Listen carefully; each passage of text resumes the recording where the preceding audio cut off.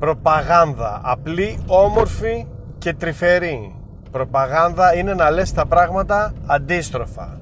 Παράδειγμα, στο σεισμό του 99 σώθηκαν περίπου 4,5 εκατομμύρια άνθρωποι, σκοτώθηκαν περίπου 100.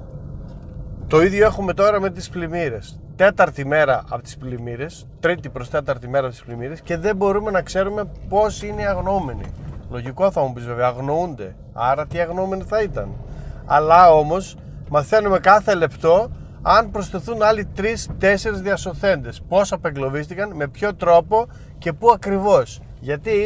Γιατί αυτό βοηθάει να σκεφτείς θετικά αυτή η τοξική βλακεία που επικρατεί εδώ τα τελευταία χρόνια, και βέβαια η συγκάλυψη. Γιατί 4 μέρες μετά δεν γνωρίζει κανείς ποιοι είναι οι αγνοούμενοι, πόσοι είναι οι αγνοούμενοι και πού βρίσκονται αυτοί οι άνθρωποι. Πού βρίσκονται?